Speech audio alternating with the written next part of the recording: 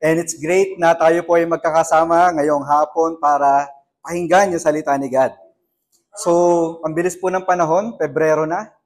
And officially po, ang ating sector ay nag 1 year nung unang araw ng Pebrero, no, last Thursday, di ba? So, congratulations. At naka 1 year na po tayo. Pero ang ating pong celebration ay next week.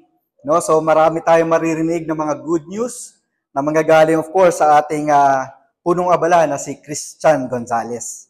Alright? So, well, this afternoon, at gusto ko lamang din talagang ipaalala sa atin o balikan yung nagdaang buwan, no? Kung saan sinurprise tayo ni God. And isa sa mga sorpresa niya, hindi niya tayo binigyan lamang ng isa, 2, 3, kundi 4 na baptisms noong January. Alright? So, yan ay sa katauhan ni Jethro. Si James, andito. Si James, you know. So, nagsuserve niya siya sa ating ministry, di ba? Sa music ministry. And of course, nandun doon si Basti. And humabol po last week yung kapatid natin na si Michelle. Ayun, si Mitch. Hello! And actually today, meron siyang padonat. Kung nakatikim kayo, yan ay courtesy ni Michelle. Or we can call her si Mitch. Yan, si Mitch. Maraming salamat. Isa po sa mga privilege, no, na ma-witness. Kasi lahat po ng kanilang baptism na witness ko po. And I'm just really grateful kasi nababalik lang sa akin yung mga panahon na nung ako rin po ay nabautismuhan. And nakakatuwa lang kasi every time that we get to see baptism, nararamdaman po natin yung victory na gusto ni God para din po sa ating buhay. Amen? Actually, ang mensahe po natin ngayon ay inaalay ko para sa ating mga kapatid na to. Yun, yung ating mga baby Christians. Hindi ko alam kung first time ito, pero para sa inyo itong mensahe ito. Dahil special kayo sa Diyos. At special din tayo dahil nalamangan ko si Romel at saka si Chris Bro. Dahil first time na akong gumamit nitong stage na to. Okay lang, lamang na sila sa gandang lalaki. Pero nakikita niyo naman ako. Alright, pasensya na, kinakabahan kasi ako eh. You know. Alam niyo, pagka tayo ay nakakita ng mga ganitong bagay, lalo yung 4 na baptism in just 1 month, talagang masasabi mo lang na si God lang yung nakakagawa nito. Tama ba? Kaya, itong mga bagay na to, especially yung team natin, yung transformation. Diba, yung being transformed. Naalala ko nung bata ako, I'm sure kayo rin, yung life cycle ng butterfly. Diba? Saan nagsimula siya, diba, yung caterpillar, tapos naging pupa, and then, grabe, diba, naging magandang butterfly. Kung ano yung pangit, kung ano yung para nakakatakot, ginawang makulay ni God at ginawa niyang maganda. I think para sa atin, tayo bilang mga tao rin, ganun din po. Nanggaling tayo sa pangit na pag-uugali, pangit na itsura.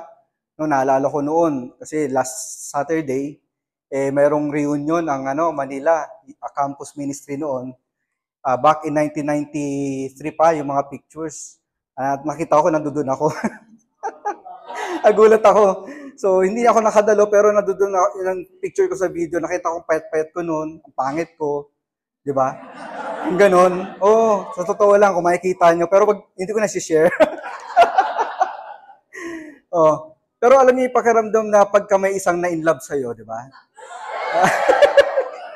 Sa katauhan ni Luisa, di ba? Yung parang feeling ko, parang ako si Aga Mulak. Kakambal ko si Aga Mulak, yun na lang, di ba? Lamang lang niya, may dimple siya. Pero, di ba, parang ang sarap sa pakiramdam kung paano ka tinatransform ni God, bilang isang disciple. And yun ang masaya sa pagiging disciple kasi non-stop ang gagawin sa iyong proseso ni God. Ang mensaheng ito ay muli alay ko para sa ating mga young Christians and para na rin po sa atin lahat. At ang titulo po ng ating mensahe ngayong hapon, Let Go and Let God. Amen? So why don't we go to God and pray?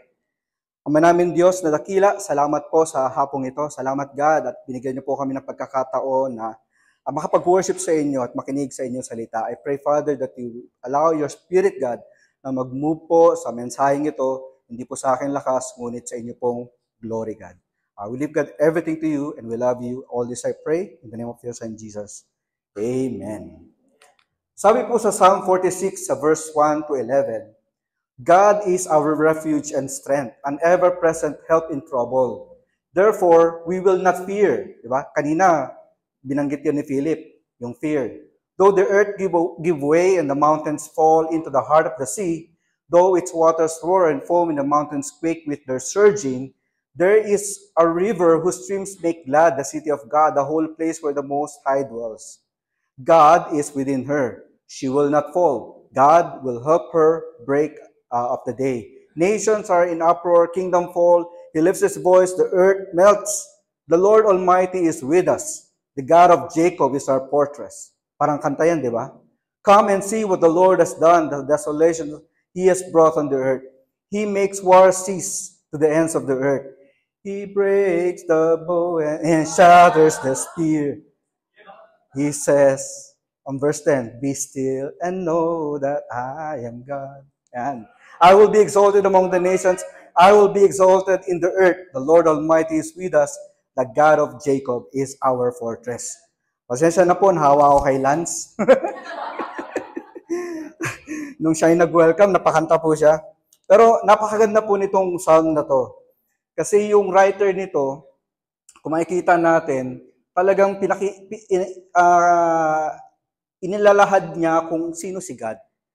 You know, kung ano ang nagagawa ni God. Siya yung fortress natin, siya yung refuge, siya yung strength, ever-present help in trouble. He makes war cease. Diba? Pero ang amazing doon sa verse 10, parang voice na ni God yung lumabas. Siya na mismo yung nagsabi, He says, be still and know that I am God. Let go, let God. Point number 1 po natin, be still, let go, and trust God. Para po sa ating mga young Christians, at para na rin po sa atin bilang mga disipulo, tayo na po ay na-transform. Pero ang process po ng transformation ng ating Diyos ay hindi po tatitigil nung tayo po ay nabautismuhan. Tuloy-tuloy ang proseso ng Diyos sa atin at hindi siya po tumitigil. Yung writer nitong psalm na to, na binasa natin kanina, it would suggest, no, na yung siya ay nasa war. Diba? Binabanggit niya yung about war. Or siya mismo ay naka-experience ng war sa kanyang buhay. And he knows that God will deliver him from this war. Bilang tagasunod ni Jesus, nakaka-relate tayo doon sa writer ng psalm. Alam niyo po paano? Dahil tayo pong lahat ay nakaka-experience ng mga sarili po nating battle. Bawat araw. Tama po ba? Lahat po tayo ay dumadaan sa battle na ito. We are always at war every single day. So ano ba itong war na to? In Ephesians 6, verse 12, sinasabi dito, for our struggle is not against flesh and blood, but against the rulers, against the authorities, against the powers of this dark world, and against the spiritual forces of evil in the heavenly realms. So we are facing a different battle sa buhay po natin. We have spiritual battles. Alright? We face spiritual battles that our faith matcha-challenge. Diba? Totoo ba yung faith mo? Totoo ba yung pinaniniwalaan mo? Yung convictions natin, maki-question. Hindi naman yata tama yan.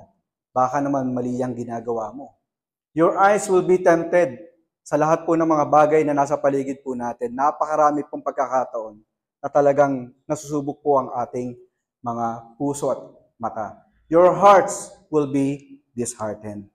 Yan po yung katotohanan sa buhay po natin as we face every single day sa buhay natin bilang mga disciple. Bakit po nag-exist ang war na ito? Dahil para po tayo ay mailayo sa kasalanan. At para malaman po natin na si God ay patuloy na lalaban po para sa iyo. Sabi po sa Matthew 26 and verse 41, watch and pray so that you will not fall into temptation. The spirit is willing, but the flesh is weak, which is so true. I mean, even si Jesus, alam naman po natin na siya po mismo ay anak ng Diyos.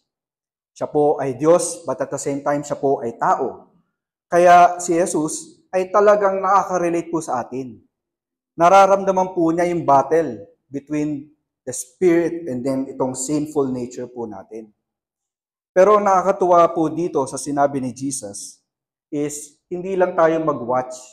Meaning, hindi lang po tayo dapat stay on guard. Hindi yung parang tayong alert lang. Sabi po niya, and pray. You know, because watching is what we can do. Alright? Watching is what we can do. But praying is looking forward to what God can do. I think napakahalaga po nito para po sa ating buhay.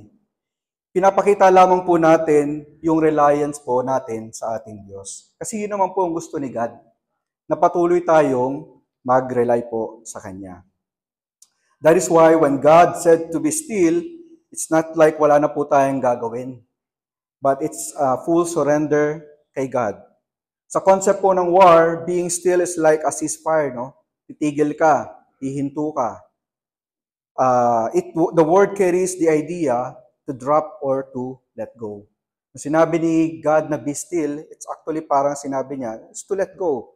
You know, it is a point in time that we realize this is a battle that you cannot win on your own. So, darating talaga sa punto natin na hindi po natin control ang lahat ng bagay. Tayo po ay darating sa point na tayo ay susuko. Wala na po tayong magagawa. Dahil itong battle na to ay hindi po natin kayang labanan sa sarili po natin. Totoo po ang reality na mga ginagalawan po nating sa bawat araw. Sabi sa Luke chapter 6 and verse 29, if someone slaps you on one cheek, turn them the other also. So, familiar po tayo dito, no? And I think this is very important for us to see. This one real battle sa buhay natin bilang disciple, that people will hurt you. People will judge you. People will abuse you so that you will lose your reputation and maybe suffer a loss because you are following Jesus. You know? Ganun talaga. I mean, you are following Jesus, talagang mararamdaman mo itong mga bagay na to. But we should not take any offense. Dahil pag gumanti ka, talo ka. Yun ang sinasabi dito. You know, yung naunahan ka sa pila, nanigaw ka na. Hindi na-serve agad ang iyong pagkain, nang away ka na. Na-hurt ka ng isang kapwa mo disciple, hindi ka na-attend ng church. Hindi mo natanggap ang promotion o raise na nais mo, nagtampo ka na sa Diyos. But rather, we let go of our own pride, yung rights natin, yung ating position, yung anuman status natin, and that we should continue to follow Christ. You will be still because you trust God that He will fight the battle for you. Amen? So ikaw kapatid, as you face your battle today, ano kaya sa palagay mo yung gusto mong i-let go ni God? I-let go mo para kay God. Maybe yung sinasabi kanina ni Philip na fear, you know? Para magawa mo kung ano yung plano para sa'yo ni God. Maybe you need to let go of your anger para mabigyan ka niya ng peace. Yun know, yung inahangad mo na matuto kang makapag-forgive, maybe it's time that you let go yung sama ng loob. Totoo naman di ba? Parang pag punong-puno yung kamay mo ng isang bagay, paano ka makaka-receive? Di ba? Gusto kang bigyan ni God ng peace, kaya lang punong-puno ng pride eh. So, hindi mo talaga matatanggap. Kailangan mo siyang bitawan.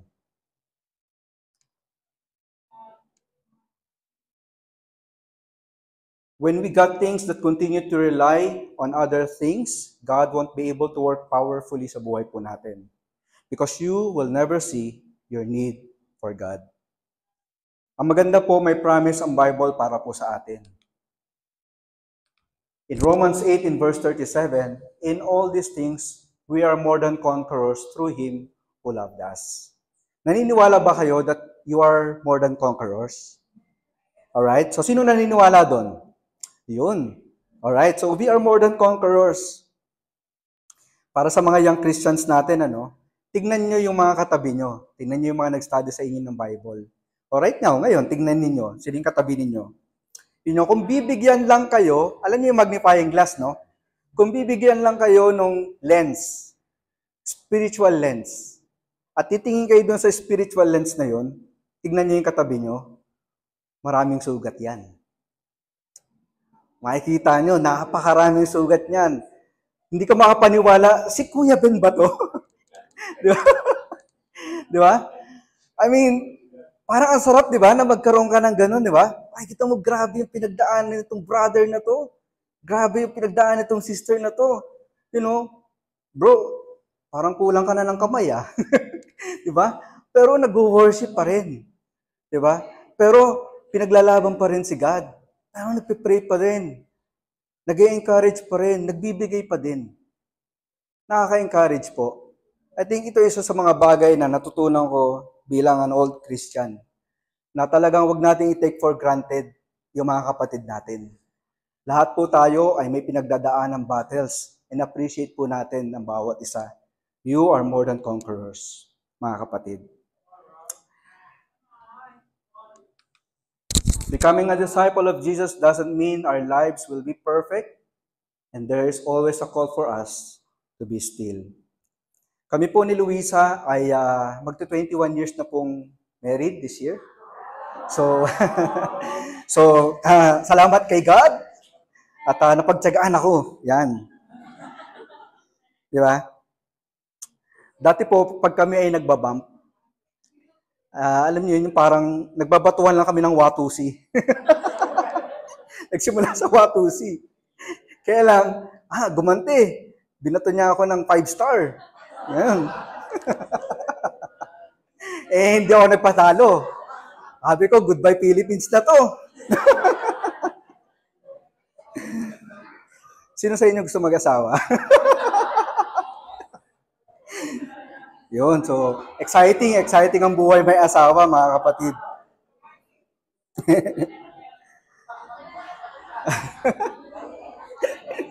So, yun, nagbabanggitan na ng pangalan, Alright. So, wala pong nangyayari, lalo lang pong lumalaki yung gera. And only when we learn to be still, doon lamang po namin na-appreciate at na-acknowledge namin yung differences po namin. Pwede pala yun. Yung isa lang maging humble, di ba? Yung isa lang sumuko, magbigay, di ba? Sige na, tama ka na. Mali ako.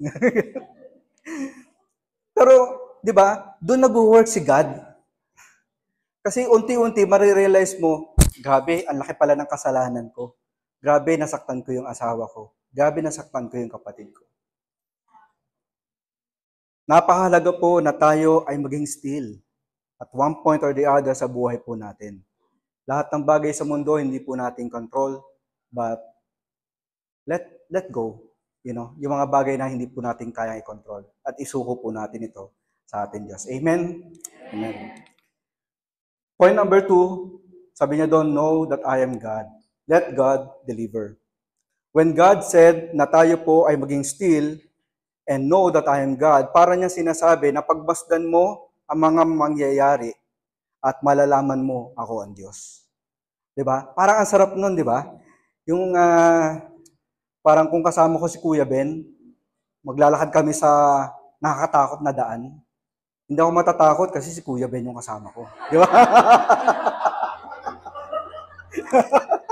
Pasensya na Kuya Ben, Pero you're awesome, bro. Di ba?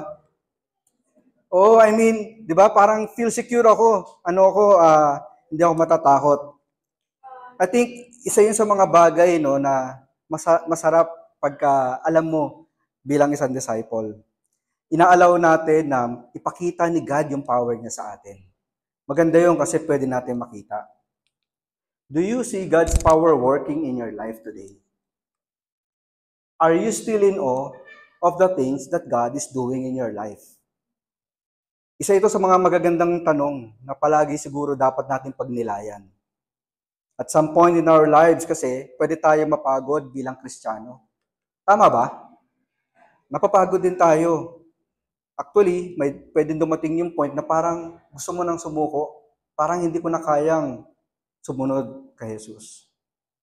Ano man ang kalagayan mo o sitwasyon ngayon, kapatid, ang Diyos ay handa pa ding gumawa ng mabubuting bagay para sa iyo.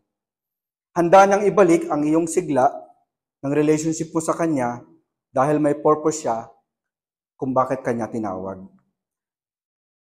In Matthew 16, verse 15 to 19, isa itong account na si Jesus, no? Kausap niya si Peter. But what about you?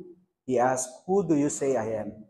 Simon Peter answered, you are the Messiah, the Son of the living God.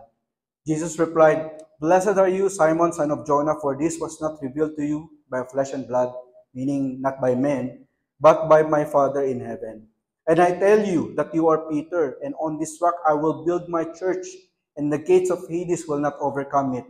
I will give you the keys of the kingdom of heaven.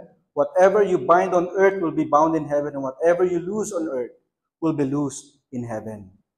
Kung ikaw si Peter, ng mga panahon na yan, grabe, this is the great and momentous time. No? The fact na, tama yung sagot mo una. Di ba? Parang exam. Tama yung sagot ni Peter. Pero ang maganda doon, sabi sa kanya, upon this rock, I will build my church, and I will give you the key of the kingdom. Grabe, di ba? Parang napakalaking opportunity, napakalaking pagtitiwala ni Jesus sa kanya para ibigay ito. Napakasaya siguro ni Peter nung narinig niya ito mula kay Jesus Christ. What if we fail? Di ba?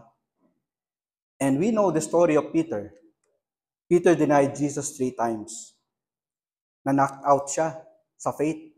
Sa battle na yon, na-knock out siya. Halos hindi siya siguro makatayo. Nawala yung kanyang confidence. Di ba ganun tayo pag tayo ay nagsisin? Yung parang feeling mo parang makakabangon pa ba ako? Papapatawad pa ba ako sa kasalanan ko? Napakahirap po, di ba? Na ipaglaban kung ano yung tama para sa Diyos. Satan will continue to tell you lies. And he will shut your eyes para hindi mo makita kung ano yung power ni God na pwedeng gawin niya sa'yo. But ang awesome thing is, God will deliver. Let God deliver His purpose sa buhay po ninyo. Alam po natin that Peter was reinstated by Jesus by asking him 3 times kung mahal niya ba siya. Di ba po? And amazing lang po, because if we read in Acts chapter 2 sa verse 38, it was Peter who boldly preached the word about repentance and being baptized. Amen? It was such an amazing event that same day, those who accepted his message sa verse 41 ng Acts chapter 2 were baptized, and about 3,000 were added to their number that day. Grabe po talaga kumilos si God. Turn around. It doesn't matter kung paano mo nasaktan, kung paano ka nagkasala, kung paano ka nadapa, kung gaano ito kahiya-hiya. Pero pwede kang bumalik sa Diyos. Tatanggapin ka niya at gagamitin ka pa rin niya dun sa purpose na tinawag ka. And sure enough, kahit sa ginawa ni Peter, siya pa rin ang may hawak ng susi. Siya pa rin ang nagbukas para sa kingdom ni God. Pwedeng mangyari kay Peter, pwede rin po mangyari sa atin lahat. Amen? Sa amin po ni Luisa, yun, kami ulit. Pero sa amin po ni Luisa, talagang nakita ko po yung power ni God kung paano siya nag-move. Marami po akong kasalanan sa aking asawa. At alam po ng napakaraming mga disciples yan. And papasalamat ako kasi dahil sa papatawad ni God, napatawad din ako ni Luisa. But, dumaan din po kami sa mas matinding mga challenges, financial difficulties. na kung saan yung comfort po namin, we have to give up. May malaki po kaming bahay sa Rizal, 3 kwarto, may garahe, very comfortable po kami doon. Pero sabi ni God, hindi yan para sa inyo.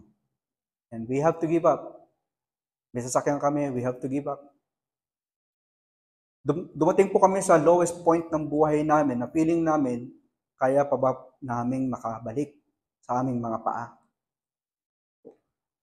Wala pong linggo ng mga panahon na yun na hindi po kami umiiyak sa Diyos. Wala pong mga pagkakataon na hindi kami umiiyak sa harapan ng mga disciple. Inalis kami ni God doon, nilagay niya kami sa isang maliit na apartment.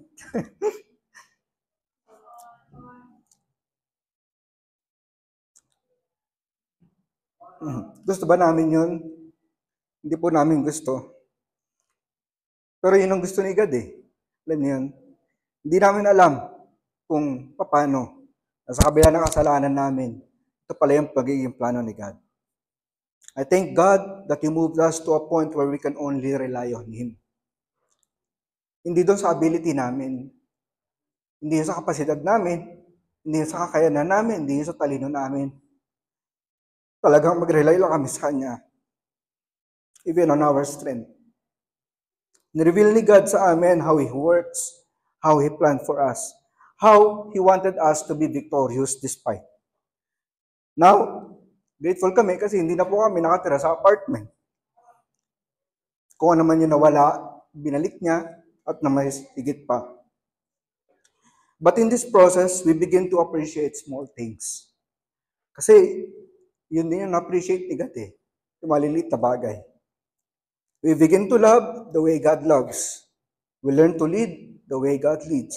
We learn to sacrifice the way God sacrifices. We learn to give the way God gives. Looking back sa small corner ng apartment na yun, narinig ng mga walls ng apartment na yun ang maraming iyakan. At madami ding masasayang pagkakataon. Doon po study si Joy and Arlan Senyora. Amen? At sila po ay faithful ngayon. Doon din po nag-study ng Bible si Joanne Funye. At faithful po siya ngayon. Doon din po nag-study ng Bible si Michelle Verzo. At faithful, sobrang faithful sila ngayon.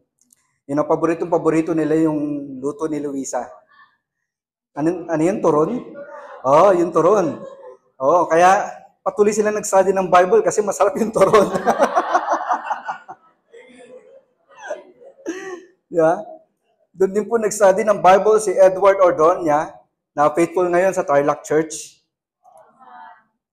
At doon din po nag-study ng Bible si Karen Estrera, and she died faithful. Doon po kami na-raise up to become Bible Talk leaders. Doon din po kami na-raise up to become house church leaders. Doon din po na-raise up to become Bible Talk leaders sa mga Funyes, Hernandez, Manginsais, Banyares, and Peñanos. And doon din po na-raise up yung ating bagong house church leader na si John and Jenny Funye.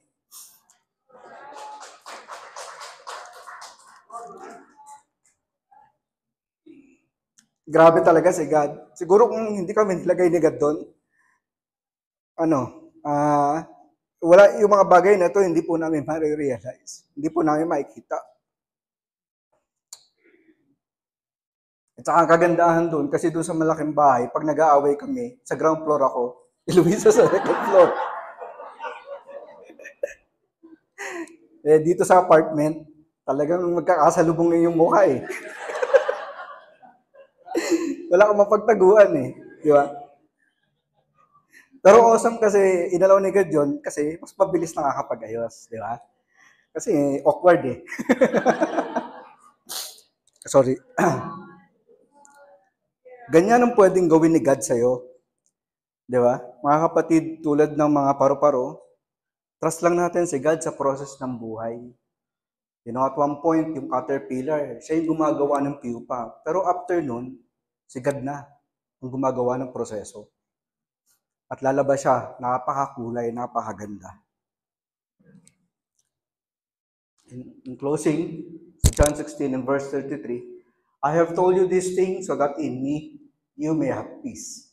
In this world you will have trouble, but take heart. I have overcome the world. Here Jesus speaking. And it's amazing lang na talagang pinanamis po niya yung victory sa atin lahat. Ang battle po natin ay battle po ni God. And awesome lang kasi alam natin na patuloy natin siyang kasama. Be still and know that I am God. Let go and let God. Maraming salamat po mga kapatid. Amen.